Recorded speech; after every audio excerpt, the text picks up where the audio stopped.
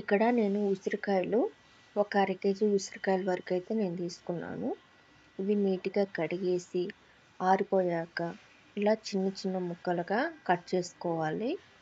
Cut చేసుకొని ఒక 5 నిమిషాల పాటు పక్కన పెట్టేస్తే దీంట్లో ఉన్న నిమ్ము కూడా బాగా పీల్చేసుకుంటుంది. అలాగే స్టవ్ ఆన్ చేసుకొని ఒక కడాయి పెట్టుకొని మనకి ఇవి ఫ్రై చేసుకునేంత సరిపడేంత ఆయిల్ వేసుకొని ఆయిల్ కొంచెం వేడెక్కేంత వరకు వెయిట్ చేసి ఇవి కూడా వేసుకొని కాస్త కలర్ చేంజ్ అయ్యేంత వరకు ఫ్రై చేసుకోవాలి. ఇది కొంచెం రెడ్ కలర్ వచ్చేంత వరకు చూసారుగా, ఈ కలర్ వచ్చేంత వరకు ఫ్రై చేసుకోవాలి. ఇంకొంచెం ముదురు రంగు వచ్చినా పర్వాలే, ఇలా ఉంటే కొంచెం లేతగా బాగుంది కాబట్టి నేను ఇట్లాంటప్పుడే దించేసుకుంటాను. మీరు కావాలంటే ఇంకొంచెం వాడనివ్వండి. ఒక జార్ తీసుకొని ఇక్కడ 50 గ్రాముల కంటే తక్కువగానే ఆవాలు వేసుకోవాలి. అలాగే ఒక 2 స్పూన్లు మెంతులు వేసుకుందాం. మెంతులు ఎక్కువ పడితే చేదు ఎక్కువ వస్తుంది కాబట్టి ఒక 2 స్పూన్లు వేసుకోవాలి. మీడియం స్పూన్తో వేసుకోవాలన్నమాట. ఇలాగా వేసుకొని పచ్చిగానే మిక్సీకి పట్టుకొనేసి ఈ పొడి చూపించినట్లు మెత్తగా పట్టుకోవాలి. ఇది నేను చూపిస్తున్నాను చూడండి, అలాగా మెత్తగా పట్టుకోండి. ఇక్కడ మనకి 3 స్పూన్ల వరకు అయితే పడుతుంది. మిగతాది ఏదైనా ఒక డబ్బాలోకి పెట్టుకుంటే రేపు ఎప్పుడైనా చేసుకున్నప్పుడు పనికొస్తుంది. ఇప్పుడు నేను ఇక్కడ 250 గ్రాములు నూనె అయితే వాడుతున్నాను. ఇక్కడ ఉసిరికాయలు తీసుకుంది ఒక అర కేజీ వరకు అయితే తీసుకున్నాను అనమాట. దానికి తగ్గట్టు నేను 250 గ్రాములు వాడాను. ఇక్కడ నేను మెంతుల పొడి 2 స్పూన్ల కానించి 3 స్పూన్ల వరకు అయితే వేసాను. అలాగే 50 గ్రాములు కారపొడి వేసాను. ఎందుకంటే మేము కొంచెం కారం తక్కువ తింటాం.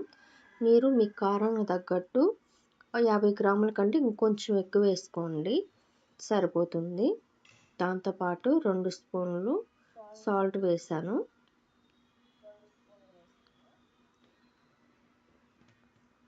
అలాగే ఒక పెద్ద నిమ్మకాయ, ఫుల్ నిమ్మకాయ మొత్తాన్ని దాంట్లోకైతే పిండేసుకున్నాం. ఇది మనకి పులుపు అడ్జస్ట్ చేస్తుంది. ఫుల్ పెద్ద నిమ్మకాయని నీట్గా పిండేసుకోవాలి.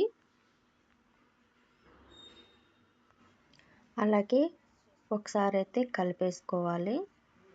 దాంతోపాటు ఒక హాఫ్ స్పూను పసుపు, అలాగే మిగిలిన కారము, ఇంతకుముందు చూపించిన నూనె, మిగతా నూనె కూడా వేసుకొని ఇది మొత్తం ఒకసారి కలిసేలాగా కలుపుకోవాలి.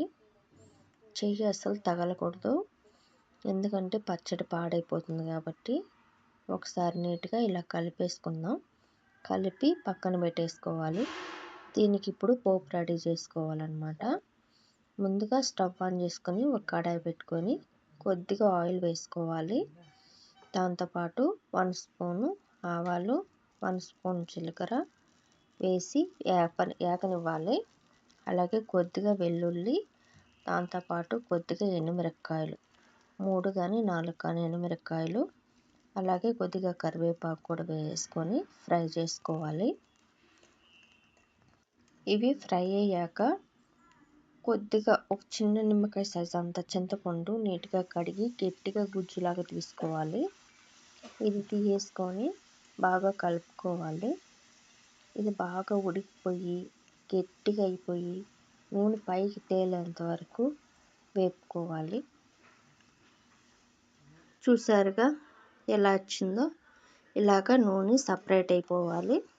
అలాగే ఈ చింతపండు గుజ్జు కూడా గట్టిగా అయిపోవాలి.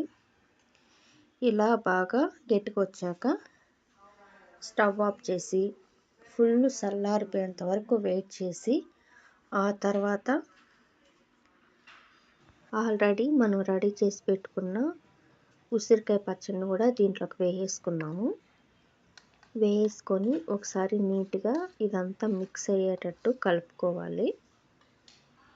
ఇలా ఫుల్గా కలిసిపోయాక ఇది తీసి సపరేట్గా ఒక గిన్నెలోకి వేసి ఒక రోజంతా అట్లాగే ఉంచి రెండో రోజు ఒకసారి కలిపి ఏదన్నా ఒక గాజు సీసాలోకి వేసి సపరేట్గా పెట్టుకోండి. చాలా బాగుంటుంది, నిల్వ ఎక్కువ రోజులు ఉంటుందన్నమాట.